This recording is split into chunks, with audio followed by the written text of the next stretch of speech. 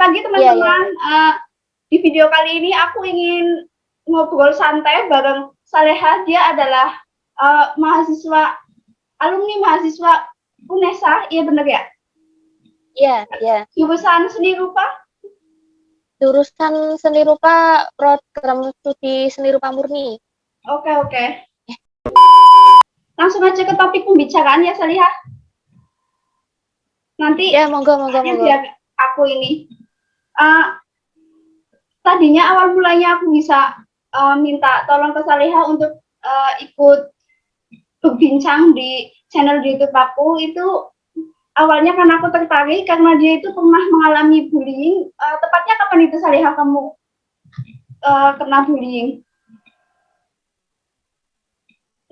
Bullying sih selama sekolah sih. Kenapa? Selama sekolah? Sejak SD. Iya, sejak SD sampai SMA sih. Iya.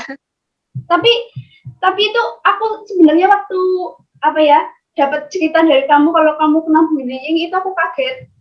Kagetnya karena waktu aku pertama kali ketemu kamu itu kamu pending ya. Itu kamu ini tipe orang yang kenal sama siapa aja gitu. Waktu aku ngeliat kamu jalan selangkah aja udah bisa kenal sama yang ini sama yang ini, terus nyapa. Terus setelah aku chat-chatan sama kamu, kok kamu pernah kena bullying, dan itu aku tertarik untuk membahas biar siapa tahu teman-teman nantinya yang lihat konten ini nantinya bisa ikut mendapatkan dampak positif dari gimana caranya biar Saleha itu bisa keluar dari anak-anak yang membullying itu, biar bisa keluar dari zona itu. Pasti kamu kan kena dampak psikologisnya kan dari bullying itu, Saleha? Iya sih. Dampak psikologisnya apa saja? Ya. Mungkin aku cerita dulu ya, kenapa kok waktu aku ketemu Mbak Titin di tahun 2000 berapa ya? 2020 ya kalau nggak salah. Di awal-awal belum corona ya. Iya belum. 2020 awal ya. Itu kan posisinya aku lagi sudah kuliah semester 8 kan waktu itu. Iya. Jadi dulu tuh memang aku dibullyingnya itu waktu sekolah sih, dan aku waktu kuliah itu karena di bullyingku itu. Jadi waktu aku ketemu Mbak Titin itu dalam keadaan diriku yang sudah pernah terobati gitu dari bullying. Jadi makanya ya beda gitu. Iya, aku kaget beneran waktu kamu cerita kamu pernah kena bullying terus. Iya. Jadi, aku dulu tuh kan sekolahnya itu pindah-pindah. Jadi aku sejak TK sampai SMP itu sekolahku nggak pernah di satu kota, itu selalu pindah gitu. Bahkan waktu SD pun aku juga sekolahnya di 4 tempat yang berbeda. Di Madura itu di 2 sekolahan, kemudian di Pulau Jawa, di Jawa Timur itu aku juga di 2 sekolahan, jadi total 4 sekolahan. Kemudian SMP itu aku baru menetap, sampai SMA itu menetap, terus kuliah aku juga di luar kota. Ya, kalau dibilang kenapa aku dibully ya, aku selama ini ya belum pernah tanya sih sama pembuliku. Aku belum pernah tanya. Tapi kalau aku refleksi sendiri gitu ya, itu mungkin karena diriku itu kurang bisa menyesuaikan gitu. Karena ya kan anak kecil ya pindah-pindah dalam waktu yang sangat singkat gitu, cuma ya paling lama itu 2 tahun gitu aku menetap, dan dengan teman yang berubah. Apalagi dulu tuh kan aku orang Jawa, terus aku pindah ke Madura, dan kalau anak-anak kecil itu kan kalau kita dalam kehidupan sehari-hari itu ngomongnya pakai bahasa daerah kan ya. Ya mungkin itu juga aku nggak paham. Terus aku juga waktu itu punya keadaan fisik yang bagi orang itu tidak sempurna juga. Jadi ya itu menjadi bahan gigi, Mbak. Oh, gigi. Gigiku agak maju gitu. Iya ya. Eh, nek sekarang tapi aku udah pakai kawat gigi sih dulu waktu waktu SD gitu 2 kali. Eh, itu pun akhirnya pakai kawat gigi kan itu aku dalam masa penyembuhan juga ya. Itu ya jadi bahan bulian juga akhirnya. Nah, aku dibully ya mungkin karena situasi kondisiku itu kurang oke karena dibully di rumah itu aku juga pembawaannya kurang oke akhirnya juga eh, orang-orang di rumah itu juga mungkin salah paham sama diriku akhirnya ya aku dapat sesuatu yang nggak enak juga di rumah jadi kayak Rumah sampai sesuatu nggak? yang di sekolah itu kebawa ke rumah sesuatu yang di rumah itu kebawa ke sekolah gitu. Akhirnya ya mungkin karena salah paham terus lihat temen-temen ya anak kok gini banget sih gitu dan ya akhirnya itu sih menurutku yang menyebabkan diriku tuli dan aku juga pada saat itu ya mungkin karena aku sendiri juga nggak paham harus bersosialisasi dengan hidup manusia bersosial dengan manusia itu seperti apa aku tuh inginnya semua orang bisa memahami diriku bisa merasakan apa yang kurasakan nah ternyata ya semua orang kan kita kan nggak bisa kayak gitu juga kan ya aku sangat naif gitu dulu berpikiran seperti itu Tapi dan kamu, sorry karena aku mungkin potong. karena dari SD aku sudah seperti itu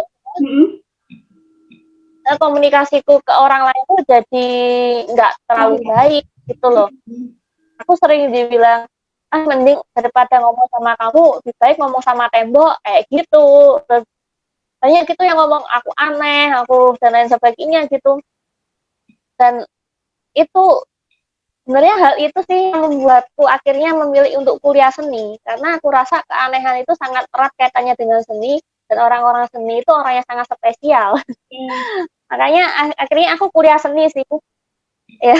Tapi Salihah, tepatnya kamu bisa bangkit dari keterpurukan bullying itu kapan?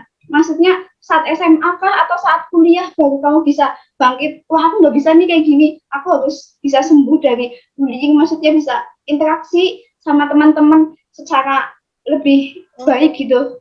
Dan nggak menutup ruang lingkup pertemanan gitu. Kalau mulai agak nggak dibully itu sebenarnya SMA sih jadi waktu itu ya aku mulai agak memahami sih kenapa sih bullying itu terjadi uh, maksudnya kan kenapa sih si orang yang membuli si subjek itu menjadi membuli orang ya itu karena ternyata kalau kulihatnya tuh kayak ada semacam relasi gitu loh relasi kuasa karena si yang membuli itu ingin mendapatkan sesuatu dari yang dibully dan mungkin entah rasa puas atau ingin membuat si dibully itu menjadi menangis menderita nah pada saat itu aku waktu kelas 3 hampir-hampir lulus tuh pas aku terakhir ya pokoknya aku tuh dibully ya kan aku tuh biasanya nangis kalau dibully lah aku tuh Iya, iya. ketawa waktu dibully itu aku terinspirasi dari anime One Piece sebenarnya Oh ya, kamu anime suka One anime Piece ya? waktu yang Akagami itu ya aku suka anime aku Iya, iya, Akagami iya. yang itu diajar sama perampok itu loh dikerjainnya Makino sama Luffy itu dia tuh nggak marah nggak nangis tapi malah ketawa terus karena ketawa sih yang menghajar itu malah jadi bingung gitu loh jadi kan kayak loh ini kenapa sih kok tak hajar malah dia tuh malah nggak ngerasakan sakit kan akhirnya si itu menjadi nggak asik lagi nih nah itu aku coba kayak gitu waktu itu dan ternyata berhasil tapi setelah aku agak nggak dibully nih ya itu ternyata pembulian nggak berhenti di situ aja tapi beralih ke orang lain Ke siapa? tapi Ke orang ya tua kamu? keadaannya aku masih belum terlalu bisa bangkit sih ke temen yang lain Oh, jadi ke aku teman lihat yang waktu itu lain. kalau aku nggak terlalu dibully banget itu aku dari dibully nah tapi waktu itu karena kita memang udah hampir lulus ya ber-UN ya habis itu kan aku kuliah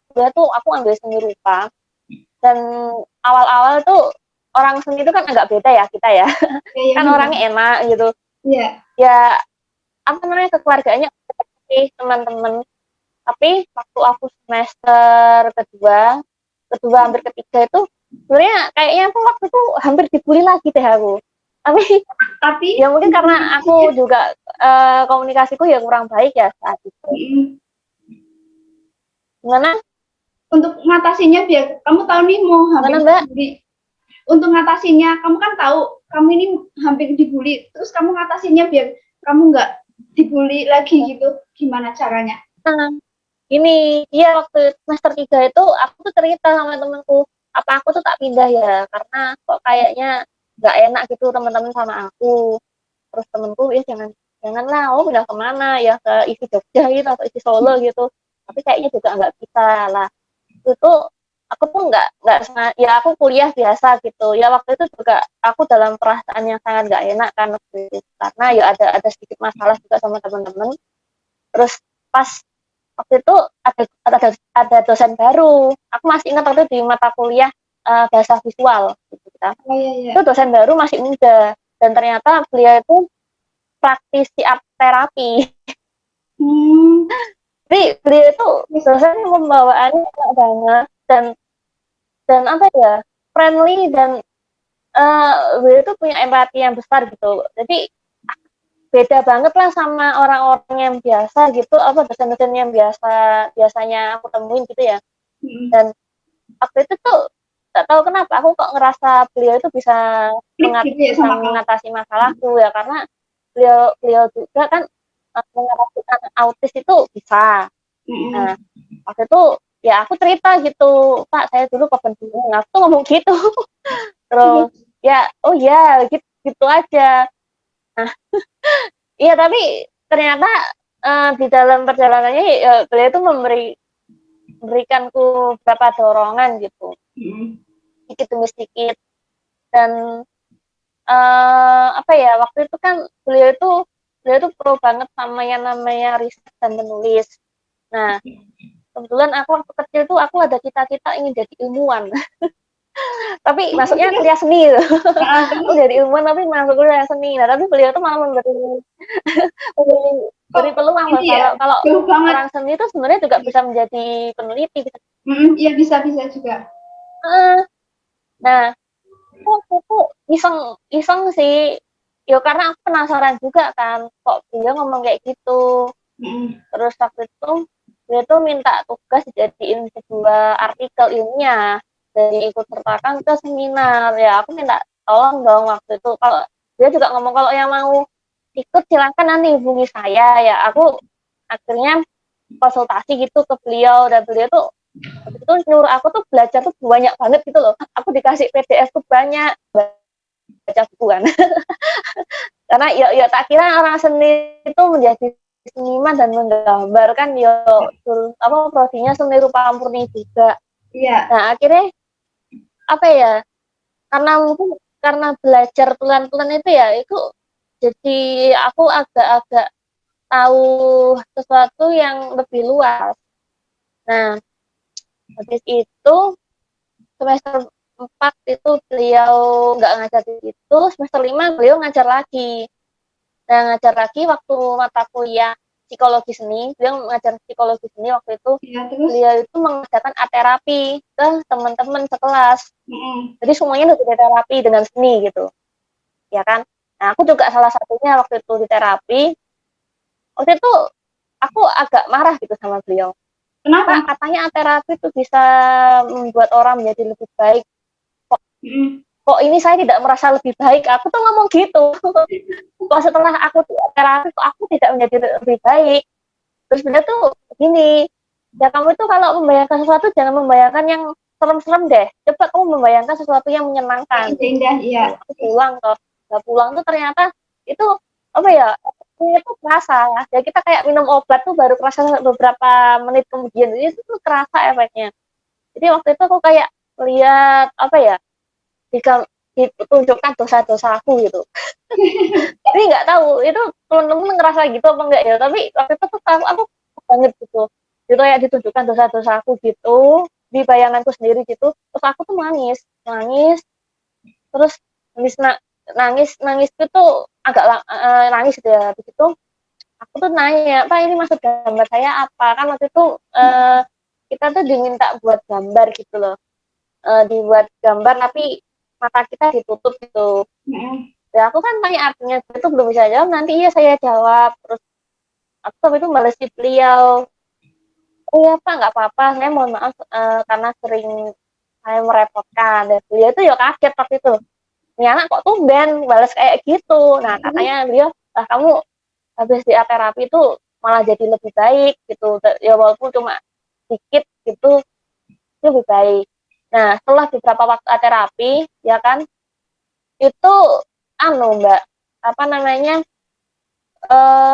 ingatan-ingatanku itu mulai jebol. Mulai Jadi jebol kan dulu maksudnya. waktu aku dibully sama sekolah itu aku berusaha untuk menghilangkan ingatanku. Oh iya iya. Terus? Jadi aku dulu tuh berusaha untuk menghilangkan ingatanku kan. Hmm. Eh, tapi aku menghilangkannya dengan cara yang salah. Jadi kayak ingatanku aku kasih tembok gitu loh. Aku beri Hmm. tanggul gitu loh. Ingatan itu. Nah, tapi itu aku di usia 21 tahun mungkin ya. 21 atau 22. Aku sekarang 23. Nah, ingatan itu jebol. Das gitu.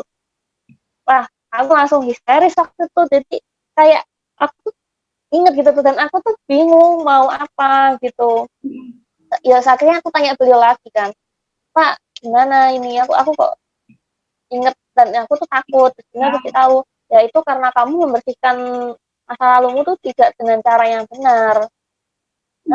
Jadinya ya masih ke bawah gitu. Gimana Pak cara yang benar? Ya caranya itu dengan menyalurkan terhadap sesuatu. Karena gue masih contoh dulu tuh ada nenek-nenek, dia itu sakit-sakitan, terus habis itu dia itu melukis melukis kan. Hmm. Nah dia tuh ngomong gini, ini tuh penyakitku tuh semuanya ada di lukisan ini. Katanya nenek-nenek itu sampai umurnya bisa apa ya, bisa panjang gitu gara-gara itu, dan dia Kak, dalam keadaan yang terapi itu ya. sehat. Hmm. Nah waktu itu aku tuh diminta untuk menulis menulis hal yang aku rasakan gitu, dan juga menggambar juga, karena ya emang aku kan suka menggambar. Hmm. Nah ya itu aku coba gitu, walaupun aku akhirnya selama beberapa hari juga itu masih nangis, tapi itu aku merasakan apa ya, diriku tuh lebih enakan gitu. Hmm. Dan karena aku memang apa tuh belajar seni, dan juga aku masih riset ya sampai saat ini ya. Hmm. Nah jadi hal-hal yang aku riset gitu ya, atau mungkin aku melihat karya seni orang lain gitu, itu malah membuatku menjadi sadar. Jadi secara nggak langsung itu menyadarkanku, kayak karya-karyanya, ya karya-karya seni gitu loh, kayak aku ke pameran atau kemana. Ya contohnya waktu aku hmm, ke pameran tunggalnya Bu Itu Restu juga Ratnaningtyas ya itu terus. di Cemeti, yang judulnya Ranah Tanah tahun 2019. Hmm. Itu tuh aku tuh melihat kayak sisi lain dunia ya waktu itu. Jadi beliau tuh menceritakan tentang pengalamannya sebagai perempuan yang dipaksa harus berpindah rumah gitu. Itu kan ya nyambung juga sama diriku yang aku tuh juga Iya pindah-pindah benar. rumah kan. Dan itu ternyata beliau juga mengalami diskriminasi gitu waktu dia pindah, karena ya dia itu seorang seniman, dan itu dia tuh orang tua tunggal juga. Ya eh, karena menelusuri hal-hal seperti itu tuh aku jadi Ya terus. kan apa tuh namanya, kayak kita melihat pengalaman orang lain dalam Hmm. seni gitu. Oh ada orang yang seperti itu, jadi Hmm. aku tuh jadi bisa melihat orang lain gitu loh, tidak hanya melihat diriku sendiri pada Ya akhirnya. terus. Karena ya dengan seni itu, dan karena aku menggambar itu, kalau berkesenian kita kan berusaha untuk uh, apa ya, Merepresentasikan. mengeluarkan sesuatu terhadap Iya. karya kita kan. Nah. Itu merepresentasikan, dan merepresentasikan itu kan itu kita dari pengalaman diri kita sendiri Iya. kan. Nah. Nah secara tidak langsung kita itu akhirnya usaha untuk Kayak terapi mengenali diri diri ya. kita, Hmm. apa yang mengenali diri kita kan. Nah itu tuh aku ngerasa tuh bantu aku banget. Hmm. Ya aku untuk saat ini belum bisa ngomong sih kalau aku udah selesai 100% sih, Hmm. tapi aku rasa ya ini hampir-hampir selesai Udah, karena udah ya lebih aku mending ngerasa dari lebih baik sebelumnya ya. dan lebih mending. Jadi jujur aku setiap hari ngerasa lebih mending walaupun ada saat-saat aku ngedrop, tapi setelah aku ngedrop itu kayak aku tuh naik tangga berikutnya gitu. Hmm. Nah, karena ada kayak gitu kan kita memang dituntut untuk bisa mengenali dan masuk Hmm. mengenali diri kita sendiri toh. Iya Nah, benar. itu akhirnya aku bisa menjadi rasa lebih baik. Saya lihat tunggu, tapi mungkin eh, mulai usia bertambahnya usia itu mempengaruhi nggak? Mempengaruhi psikologis kamu yang apa ya emosinya bisa lebih stabil daripada usiamu yang masih anak-anak dulu gitu. Ya aku rasa ada sih Mbak. Tapi bertambahnya usia itu kan kalau kita tidak iringi dengan belajar atau Hmm. kita mengamati hal-hal di sekitar kita, Iya itu kan benar. ya sama aja sih. Kita Iya tuh kayak benar. nambah umur aja kan. Soalnya kan kita bertambah umur itu artinya kita kan juga memiliki pengalaman dengan waktu yang lebih banyak. Nah, ya aku rasa karena itu sih. Jadi berpengaruh sih. Jadi antara saat aku baru masuk kuliah ya sama aku Nah, lulus kuliah itu ya aku ngerasa ada perbedaan dan orang-orang di sekitarku juga ya juga bilang kayak gitu. Kamu kok jadi beda ya, dulu kamu kok gini-gini ya. Ada sih sorry ya cerita-cerita nih, kamu, kayak gitu. maaf aku potong. Kamu kan ini ya, apa namanya, suka dan berani untuk pergi ke kota-kota lain sendiri tanpa teman gitu. Dan ya pede aja gitu. Untuk sekarang di mana kamu punya masa lalu bullying yang menurutku nggak enak, tapi kamu bisa membuat diri kamu itu lebih pede di kemudian hari itu. Mulainya kapan sih? Mulainya bisa kamu pergi kemana-mana sendiri, terus habis itu ketemu orang, terus kamu bisa uh, ini apa namanya, ya adaptasi sama mereka itu tempatnya kapan? Mulai semester berapa atau waktu SMA? Enggak waktu SMA sih, aku kuliah itu. Itu Oh, kayak bentar, sekitar tahun 2019 awal. Iya ya. berarti masih baru Enggak ya salah, ya sebenarnya. enggak salah pokoknya 2019 awal.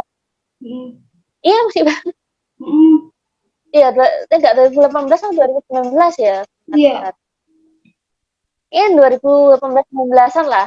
Oh, Itu waktu anu Mbak, waktu ketemu eh sama dosen itu ujian yang tadi doktornya Pak sama kamu Mika Susanto. sejak Ya itu. tapi kan karena beliau itu laki-laki toh, jadi ya kita ya biasa lah, biasa banget, biasa Hmm. biasa dosen dan mahasiswa lah, ya gak deket-deket banget kan. Hmm. Tapi ya komunikasi lah. Eh, aku tahun 2019 awal itu waktu pertama kali berani keluar kota sendiri. Oh ya, selain kalau aku ke kampus ya, Hmm. kampusku kan juga di luar kota sih dari rumahku. Aku kan tinggal di Madiun, kampusku di Surabaya, yaitu aku udah berani bolak-balik sendiri sih naik bis. Tapi kalau eh, di luar itu tuh 2019 awal, waktu waktu ujian doktornya Pak Mika Susanto. Hmm. Nah itu ujian doktornya di UGM. Nah itu juga sebenarnya aku udah pengen keluar kota tuh lama, pengen keluar kota sendiri, tapi orang tua aku nggak mengizinkan ya, karena kan perempuan, Iya ya benar. toh. Kamu perempuan nanti di sana kan gimana, kalau hilang gimana kan, ya kayak gitu toh. Nah itu aku tuh coba memberanikan, nah aku pengen kesini cuma pengen lihat ujian doktornya ini Pak Mika Susanto. Terus nanti kamu gimana? Oh aku udah anu Mbak, udah ada temen gitu di sana di isi Jogja itu, nanti aku nginep di sana. Itu temennya temenku. Nah aku ke sana sendiri 2019 itu lihat ujian dokternya beliau. Nah, itu juga menginspirasiku untuk kuliah tidak hanya S1 saja gitu ya. Untuk Ya lanjut lagi gitu ya. 2019 itu aku lihat ujian dokter itu, terus kemudian aku orang, terus waktu itu temenku kurator dari Semarang, Hmm. dari Histeria Semarang, Mas Adin itu sering banget nawari aku residensi sebenarnya Terus ke Semarang. Nah, kamunya nggak cuma mau. waktu itu tuh belum berani sih. Aku nolak. Padahal lumayan sih itu duitnya. Aku nolak sih. Terus Nolak. Terus waktu itu aku baru berani gitu. Tapi sebenarnya sebelumnya juga sih Mbak, sorry aku baru ingat. eh, Sebelumnya itu 2000 berapa ya? 2018 itu aku kan lolos jadi pemakalah pembicara panel di UB Iya, Universitas terus. Brawijaya. Nah, Nah, itu aku keluar kota sih, tapi cuma waktu itu kan memang ada tugas dia ya. Kan ya, maksudnya ada samping karena memang untuk mewakili kampus ya. Tapi iya, nek saya bener-bener aku tuh ke Jogja karena bukan main karena pengen melihat situasi seni di sana itu sih. Oh iya residensi itu juga sih 2000. Oh berarti residensiku tuh yang ke Semarang itu 2018. Ya tapi waktu itu kan ada embel-embel juga sih. Tapi waktu keluar kota yang Mbak Titin ceritain tuh iya, 2019 awal. iya. Terus waktu itu Aku ini juga namanya aku salut. ikut itu Mbak kelas Iya. heeh, Aku kelas itu salut Asana kalau Bina kamu maksudnya mau Senian mau Biennale bukan. Jogja. Nah, terus aku itu salut sama Heeh, kamu loh. itu kan Apa namanya kelasnya seminggu berani berdiri sekali. kemana-mana. Nah, Nah, terus aku kan iya, itu kan kelas ada kelas Asana Bina Seni Biennale Jogja atau enggak. Nah, itu hmm, kelasnya seminggu sekali. Nah, itu aku waktu itu kan posisinya di Surabaya dan kalau hmm, aku mau ikut kelasnya sampai tuntas, artinya kan aku harus seminggu sekali ke Jogja. Dan hmm, keadaan aku lagi kuliah kan. Ya itu pertama ya takut lah ini gimana, aku ntar uangku cukup atau enggak, terus aku jangan-jangan bolos kuliah atau gimana. terus. Akhirnya itu Mbak, aku seminggu sekali itu PP Surabaya Jogja. Jadi kan acaranya itu hari Sabtu jam 1 Hmm, kan. Nah aku kan kuliah sampai Jumat aja kan di Surabaya itu. hmm. Nah aku tuh berangkat itu jam 2 malam. Jam 2 malam. Naik bis jam 2 malam, naik bis Ampun. yang sumber Kencono itu ekonomi Sendirian, itu. Jam sendirian. 2 malam atau jam 12 atau jam 2. Iya sendirian. Nah aku ngajakin temenku yang aneh apa namanya nggak enak juga kan, dan tak tanya gimana, nggak bisa naik seminggu sekali soalnya kan juga berat juga kan. Iya, Nah, terus. itu jam 2 malam, itu jam 2 malam nanti aku sampai di Jogja itu jam 12-an aku ganti baju gitu, terus makan sebentar, aku langsung ikut kelasnya. Nah kalau waktu itu kan nyambung puasa juga sih, pas puasa itu aku habis sahur sih biasanya, Hmm. habis sahur kan aku jam 2:30 tuh sahur, terus aku langsung berangkat ke terminal gitu. Jadi karena Ini kebiasaan juga itu ya, aku yang habis itu Mbak, hmm, eh, ya karena apa ya, karena aku penasaran sebenarnya, karena waktu aku residensi itu aku ngerasa gini sih, hmm, ternyata hal yang aku pelajari selama ini tuh masih sangat sedikit sekali dan belum ada apa-apanya. Dan ya, kalau aku terus seperti ini, ya apa tuh namanya, pengetahuanku akan seni itu ya cuma segitu-segitu aja. Aku juga harus tahu gitu praktiknya tuh kira-kira seperti apa, terus kira-kira di tempat lain selain di Surabaya itu keseniannya seperti apa ya. Oh di Jogja tuh kayak seperti ini. Dan aku tuh juga kepengen bisa punya teman banyak. ya. Aku pengen nambah teman gitu. Nah, Jadi ya nah gitu kayak aku ke isi itu ya gitu sih. Akhirnya kan aku bisa berteman dengan Mbak Titin. ya benar. Dan aku itu terkejut waktu kamu pernah bilang, aku pernah kena bullying, Mbak. Wah, Halo masa Mbak sih? Titin. Gitu. Soalnya kamu itu benar-benar akrab. Terus ini aku penasaran waktu kamu, kayaknya kamu pernah buat story WhatsApp kamu di rumahnya Budolo atau di mana itu? Yang kamu di Jakarta itu? Oh iya di Hmm? rumahnya Bu Dolo. Heeh. Ya kamu punya Jadi kesempatan untuk bisa ikut iya terus iya iya. ngobrol empat mata Itu sama kan dia itu setelah gimana? 2 minggu. Gini ceritanya Mbak. Setelah di mana itu isi Jogja itu kan, Nah, bukunya. Nah ternyata Bu Dolo tuh juga mengadakan di Surabaya. Dan terus, itu sekitar berapa minggu setelahnya gitu. Nah hmm? aku ngobrol-ngobrol lagi kan, terus kita tuh juga datang di mana, di Jogja gitu. Oh iya Hmm. dong, iya ke Jakarta. Wah nanti Hmm. kalau pergi ke Jakarta tak mampir Bu. Nah 2 minggu kemudian aku waktu itu apply open call debat museum di Museum Macan. Nah, Nah, Sama aku sama teman-teman itu timku ya? itu lolos Hmm. untuk debat di musim macan itu belum. Sama itu kakak tingkatku Oh, dua-duanya itu kakak kakak tingkat ya. tingkatku di Rupa Murni. Nah itu aku lolos debat di musim macan. Hmm. Terus waktu di sana itu kan ada waktu beberapa hari sebelum acara debat kan. Nah aku tuh karena aku kan juga penasaran sih rumahnya Budolo dan waktu itu kan udah sempat ngomong kalau pengen ke sana. Nah aku hubungi Budolo, Bu saya lagi di Jakarta gitu, saya boleh nggak main ke tempatnya Ibu? Loh ada acara apa di Jakarta? Mau itu mau ikut lomba debat gitu. Ah, Terus Budolo tanya, oh anu ya saya kayaknya besok tanggal ini misalnya, oh iya. Terus dia nanya acara debatnya kapan, tanggal ini Bu gitu. Terus oh iya besoknya tuh beliau ngomong gitu, "Oh, nanti sore bisa nggak tempat saya gitu, nanti saya anu kan aku cerita sih debatnya tentang ini, nanti saya apa saya apa ya istilahnya saya ajarin gitu oh ngomong iya gitu." terus. Terus aku mampir ke tempatnya beliau, pas ke tempatnya beliau nah makanya kita disuruh makan gitu loh. Hmm. Nah pas disuruh makan terus cerita kan beliau ngomong gini, "Nenek, saya diceritain besok ya saya cuma dapat cerita doang dong, kalau sekarang kan saya bisa bisa bantuin ngomong gitu Hmm. ya." Itu kan ngomongin tentang apa ya, tubuh tidak penting untuk menunjukkan gagasan dari seniman gitu. Aku tuh kali dapat sampai debat itu ya, beliau kan juga ada hubungannya juga atau karya-karyanya beliau kan juga sangat berbicara Ya tentang benar. tubuh. Kakeknya Jadi Budolo akhirnya kan beliau tentang tuh ngasih perempuan juga kita kan, maksudnya tunjuk banyak cerita-cerita mengangkat gitu tentang perempuan. dan eh, yang Hmm. umum gitu. Iya, yang bukunya Budolo itu kan tubuh, bentuk, dan substansi kan. Ya. Nah, kita kita gitu, dia tuh ngasih semangat juga ke kita, ya harus menang kalau kalian gitu. Tapi sayangnya waktu itu karena pandemi kan di awal-awal bulan Maret, Iya Maret benar. apa April ya? Pokoknya yang awal itu loh, Ya kamu awal-awal pandemi pandemi. yang masih sedikit-sedikit, pas Hmm. satu, satu, dua.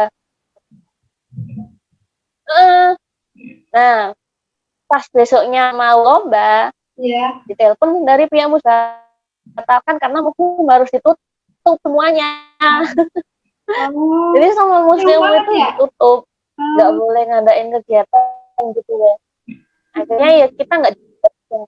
Oh sayang banget, tapi lumayan sih bisa ke Jakarta kan. Iya. Bisa ketemu Ke Budolo lagi Jakarta nungguin ya Bapak ya. apa dibiayain juga sih waktu itu ada biayanya juga. Oh, Itu iya iya. lumayan sih. Ya lumayan berjalan-jalan lah. Nah, ya itu. Mm-mm. Iya bisa ke Budolo, ke Museum Macan juga masuknya gratis. Terus Hmm. mampir ke rumahnya Mas Irwan Ahmed dan Mbak Tita Oh, Salina juga waktu itu. Jadi ya ya nggak apa-apa gitu pulang dengan tidak tangan kosong. ya benar dengan ilmu ya. Bisa ketemu orang-orang yang hebat lah intinya. Gitu sih Mbak. Yang punya ilmu. Hmm. Iya. Dan aku rasa kita ketemu dengan orang-orang yang hebat tuh apa ya? Kadang kalau dalam saat-saat terpuruk gitu ya, Hmm. kita tuh jadi inget gitu loh sama oh iya ya kayak dulu tuh betul aku ingat dulu itu orangnya udah sukses ya sekarang gitu terus bikin ingat aku tuh favorit banget sama Mbak Alias ini. Terus, Dia tuh kayak cerita gitu aku dulu dulu tuh ya magang di beberapa tempat terus aku tuh tulisanku juga dulu sering ditolak gitu jadi waktu namanya aku lagi ngedrop gitu terus tulisanku ditolak gitu toh itu ya iya ya dulu dia juga pernah kayak gitu ya ya ini mungkin waktu gitu jadi ada gitu rasa-rasa kayak gitu dan kadang kayak beliau-beliau yang sudah senior itu sering masih ngasih humble pejangan gitu loh ke belajar kita ya. yang muda-muda Hmm. eh dan orang-orang senior itu kurasa itu juga orangnya humble banget gitu ya aku Santai-santai. belajar juga kan akhirnya oh jadi orang itu santai dan gak kaku-kaku gitu Iya jadi benar. kayak apa ya kayak keluarga gitu loh kayak ya aku kadang kalau keluarga gitu kalau aku berinteraksi sama orang yang non seni itu ya aku jarang gitu merasakan rasa-rasa seperti itu tapi kalau dengan yang orang seni yang kebanyakan itu ya lebih enak gitu. Jadi apa ya, mungkin karena kita memang dituntut untuk membaca dan memahami dunia dan diri kita sendiri, itu hal-hal kayak gitu terbentuk juga ya Eh, pada kita. Salehah, dengan kamu apa namanya uh, udah Ya, pencapaian seperti ini gitu loh, dengan pencapaianmu sekarang yang udah lebih baik lagi untuk menghadapi orang-orang di sekitarmu gitu, walaupun kamu dulunya pernah punya masa kelam bullying, itu kan nggak semua orang punya kesempatan kayak kamu bisa mendapatkan dosen yang baik atau bisa kuliah di tempat yang memang situasinya mendukung untuk kamu bisa berubah biar uh, bangkit dari keterpurukan atas bullying, kan nggak semua orang bisa dapatkan. Nah, gimana kamu ngasih pesan-pesan ke teman-teman dia yang mungkin nggak mendapatkan kesempatan yang sama kayak kamu, mereka juga bisa kok, maksudnya bisa punya kesempatan untuk bisa bangkit dari bullying gitu dan punya kesempatan yang sama untuk sukses gitu. Mungkin ada pesan atau tips? ya, gini sih. Jadi sesuatu tuh tidak akan berubah sebelum kita sendiri yang ingin itu berubah. Ya, Kalau kita benar. nggak dari diri kita sendiri ingin menuju sesuatu yang lebih baik, itu kan ya nggak akan bisa kan. Nah, ya aku juga seperti itu sih berpikirnya. Mungkin karena aku waktu itu juga tidak berusaha untuk bilang ke dosenku, atau aku sendiri tidak berusaha untuk belajar dan apa ya, membuat diriku menjadi lebih nyaman, ya mungkin aku tidak di posisi saat ini. Iya, benar. Dan begini sih, mungkin untuk teman-teman yang saat ini sedang mengalami bullying ya, uh, coba kita lihat-lihat dulu gitu, kira-kira mengapa sih dia tuh membuli kamu. Ya mungkin karena dia tuh menginginkan sesuatu yang, ya kayak aku tuh waktu tuh ingin melihat aku nangis, ya mungkin kayak gitu ya. Ya mungkin dia tuh ingin membuat kamu tidak enak. Nah, tapi coba toh kita tuh memberikan yang sebaliknya gitu.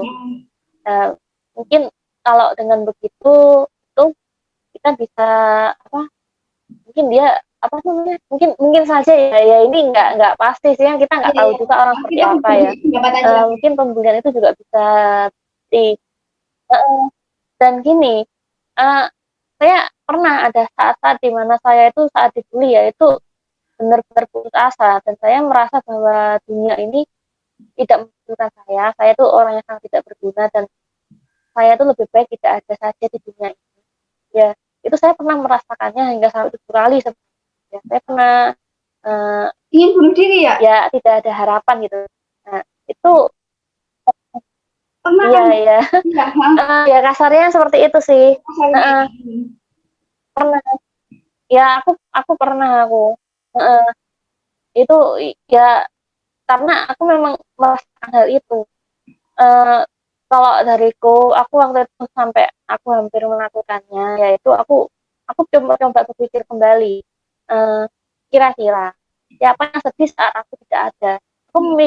Aku benar-benar memikirkan itu, karena aku waktu itu mau lompat, ya aku mikirnya gini loh, ya kalau semuanya aku nggak ada ya, yang seneng itu pembuliku. Aku ngerasa Iya, yang benar. sedih itu orang yang sayangi. Iya. Ya karena mereka ngerasa dong, mereka merasa berhasil, Iya.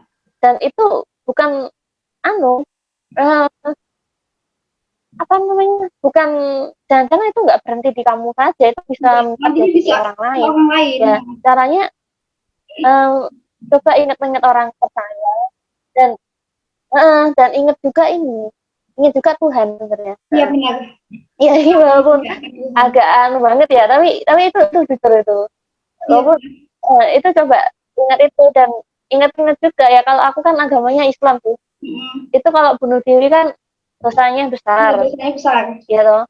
Ya aku merasa bahwa semua yang aku lakukan itu, ya walaupun aku merasakan sakit yang teramat, itu kalau aku melakukan itu akhirnya semuanya berdampak negatif ke diriku semua kan, akhirnya. Dan si yang membuli itu, ya dia tidak tidak merasakan itu, ya nggak usah lah menganggap bahwa si bully itu akan merasa sakit setelah kita bully, itu tidak usah memikirkan itu. Cobalah untuk kita terus maju saja, coba lakukan apa yang memang kamu inginkan, yang kamu sukai, yang itu hal-hal yang positif. Kayak aku waktu itu memang karena aku suka menggambar kan, ya aku aku ingat waktu itu kalau aku dulu gitu aku biasanya langsung gambar. Jadi aku merasa kalau aku tuh diterima lagi di terhadap dunia kayak gitu. Dan aku dengar beberapa waktu lalu ya dari TikTok sebenarnya, itu katanya pemerintah itu punya, ini aku belum mengecek ya Iya, kebenarannya iya. ya, tapi di TikTok tuh katanya kalau pemerintah tuh punya kayak apa ya, eh, macam macam itu loh, fasilitas untuk mengatasi korban bullying gitu di Puskesmas. Kalau pakai BPJS tuh bisa gratis gitu. Jadi di Poliklinik Jiwa itu katanya bisa ditangani gitu sama Oh, iya. psikiater gitu. Ya aku belum ngecek sih, tapi di TikTok Iya, kemarin iya. kok muncul di FYP Katanya itu gitu itu ya. heeh. Nah, itu mungkin bisa dicoba juga sih ke Ya. psikolog gitu. Dan untuk teman-teman mungkin saat lihat temennya dibully ya, ya kadang kalau teman-teman itu nggak berani mungkin untuk membantu karena ya khawatir dibully juga. Iya. Ya tapi semuanya tidak bisa membantu itu ya tolong untuk tidak tidak menjadi tidak membuat keadaan menjadi lebih buruk. Iya. Oke, oke. Jadi ya jangan ikutan bully juga gitu loh. Heeh. Ya coba pahami. Jadi saat setelah mengalami bullying ya, itu kita memiliki ingatan yang mungkin tidak ingin kita ingat lagi. Nah, itu jangan dirahan, tapi coba menerima ingatan itu Iya, benar. dan bahwa kita tolak gitu loh. Jadi eh, suatu masa lalu yang buruk itu bukan ditolak, tapi bagaimana kita terima dan bagaimana menjadikannya itu sesuatu yang Pembelajaran bisa ya. membantu kita di masa depan. Ya mungkin Mm-mm. dan mungkin kita bisa juga berempati dengan orang lain, atau kalau seorang seniman itu bisa menjadikan itu sebagai karya-karyanya ya. Ya, eh, Coba bangkit bangkit dari keteguhan ya. sesuatu yang gitu. Ya karena ya kalau nggak kita yang memulai itu siapa Siapa lagi? lagi, Nah, benar. karena kalau ya aku sendiri karena aku coba juga gitu loh, saat aku tuh tidak berusaha ingin mengubah dunia, tapi bagaimana aku tuh merubah diriku. Dan ternyata Mm-mm. setelah aku merubah diriku, itu orang-orang di sekitarku itu juga perlahan berubah, dan Mm-mm. perlahan kita bisa menemukan orang yang bisa Respect membantu sama kamu kita, gitu atau ya. Mm. ya apa ya, pokoknya nggak segitu juga sih, tapi ada efek domino secara tidak langsung Iya, gitu ya. loh. Tapi ya kok agak beda ya, ya kayak gitu. Jadi cobalah untuk bangkit, dan semesta itu akan memberikan petunjuk kalau kita memang berniat melakukan sesuatu tuh sesuatu yang baik. Itu Iya. pasti wes, pasti Ya, makasih Saleha. itu sih. Uh, aku dapat kesempatan yang sangat langka soal kamu kan sibuk pastinya dan kamu mau untuk apa namanya berbagi informasi tentang pengalaman kamu. Semoga nantinya orang-orang yang melihat video ini bisa mendapatkan dampak positifnya. Sama-sama ya Mbak, Ya. Dan sama-sama. semoga kita bisa ketemu kapan-kapan secara langsung ya, yang lebih intens, nggak kayak gini. Kadang suka lolos soal apa namanya sinyalnya. Makasih banget ya Saliha. Maaf atas kekurangan atau Ya, kesalahan iya kalau sama-sama. mengucapnya salah. Ya aku minta maaf juga penyampaianku yang agak berbelit dan Ya, panjang banget malah. nggak apa-apa. Ya, Makasih banget loh ya. ya, Ya. ya, terima kasih juga. Sampai jumpa Oh ya, ya. sebelumnya kamu sibuk apa sekarang Saliha? Setelah ini sibuknya apa? Aku merintis, Masih aku penelitian? sedang merintis untuk menjadi kurator dan Ya. peneliti. Oh ya, Aku semoga mau lanjut sukses S2 ya. sih Semoga di kita sini. nanti waktu ketemu bisa, Amin. kamu udah bisa menjadi kreator yang baik dan makasih. Dah. Ya, ya. Uh,